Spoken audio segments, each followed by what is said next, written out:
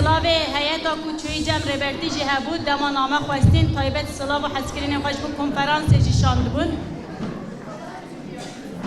جبو چاردمین کنفرانس مجلس اشتار یا مخموری از فهمی من کو کنفرانس مجلس جنان یا مخموره کو بیکتینن و تیکوشین جنان یا آزادی و کمیه بلند بکن اکو بر پرسیارتین خواه ین به آواگرنا جواق آشتی و دموکراسی ده بجبینن دمک نو دست پیده که پرگاره که دموکراتیک و کومینال و ده پیشنگی جنان ده پیش بکوه پیواجوه دموکراتیک کومینالیست و شیوه جواقا جندایی که یه نوجنبویی به خواگاندنا راستی جواکی ancak bu ver ebazı dikare peygamber.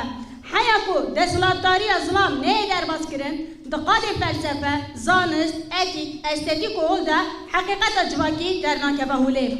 Hayaku çanda zlam desolatar ya da kurahiya civaka damanu de ve şarti ne helveşandın ve ke Marksizm jidayı ispat kirin serxistina sosyalizm ji negengaze. Xwagandina sosyalizmi da azadiya jinere derbastı be. Bey azadiya jine sosyalist boyun nabe. Sosyalizm nabe.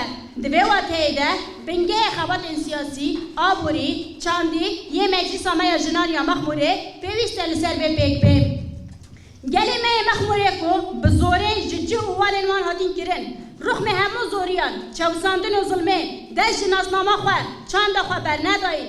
Dinava çole de avakirina jiyane ke ku bikare were jiyan kirin bi ser xistin ku bune parça eki ji tekuşina azadiye cihe wan yendi tekuşina me de beni qaşe.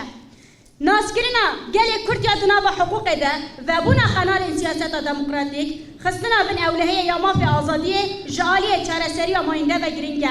Ve gera gele mahmure ji divan mercan de ve buvatebe.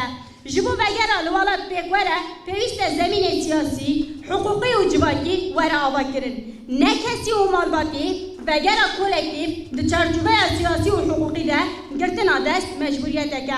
Gele mahmure ko mağdur şer u pevçunane de heman demede kirdaya civaka aşti u demokrasi enerji. Ez bu bavarım ku pevaju civaka aşti u demokrasiye bi serkefte encam buy ve rea ve gera wan ya li ser xaka wan jî beke.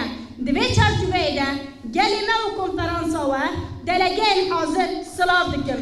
Bi silav û hezkirinê min yên bêdawî rêber Apo 15 2025.